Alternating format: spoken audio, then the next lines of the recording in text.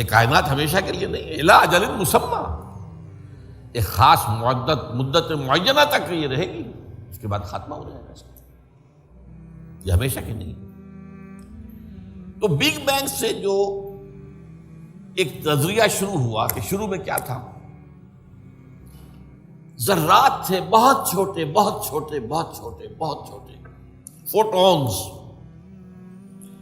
ان میں حرارت اتنی تھی، ٹریلینز ڈگری آف فارنہائٹ یا سینٹی گریڈ جو چاہے کہیں، and they were running away from each other. یہ تھی first stage of the creation of this material world. پھر یہ ذرات جو ہیں یہ مل جل گئے، اس سے گیلیکسیز وجود میں آئی، گیلیکسیز ایک دوسرے سے بھاگ رہی ہیں، آج بھی مانا جا رہا ہے ایکسپینڈنگ یونیورس، یہ کائنات ابھی پھیل رہی ہے اور گیلیکسیز کے درمیان فاصلہ بڑھ رہا ہے۔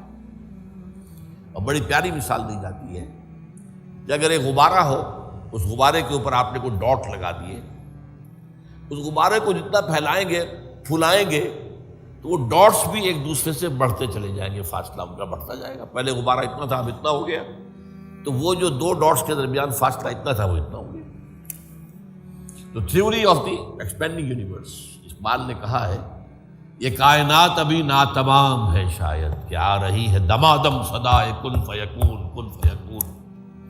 ابھی تو جیسے کہ قرآن مجید میں آیا بھی ہے، ہم اپنے خلق میں ہم وسعت کر دیتے ہیں جو جتنا چاہتے ہیں، وَنَزِيدُ فِي الْخَلْقِ مَا نَشَاءُ،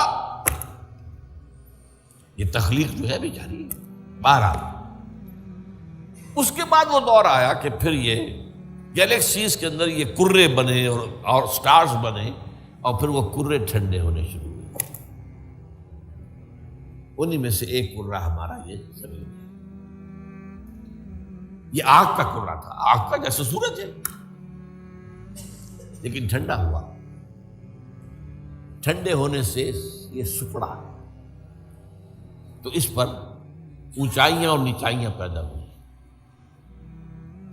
اس میں سے جو بخارات نکلے انہوں نے جا کے ایٹماسفیئر کی شکل اختیار کی۔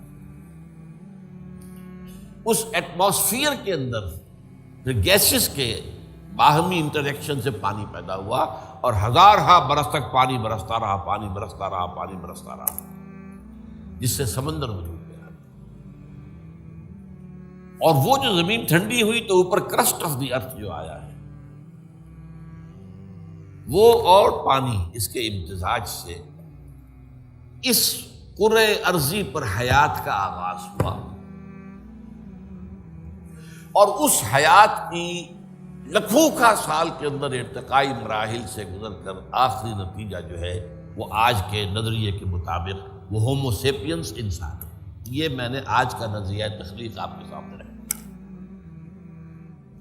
اس میں سے پہلے حصوں کے بارے میں تو اب اختلاف نہیں ہے، البتہ یہ کہ ایولیوشن کے بارے میں ظاہر بات ہے اختلافات ابھی ہیں، لیکن یہ کہ یہ نظریہ ہے، اگرچہ بایولوجی کے میدان میں تھیوری آف ایولیوشن جو ہے اسے قبول نہیں کیا گیا، لیکن یہ ہے کہ ویسے اس کو تسلیم کیا جاتا ہے as a matter of fact.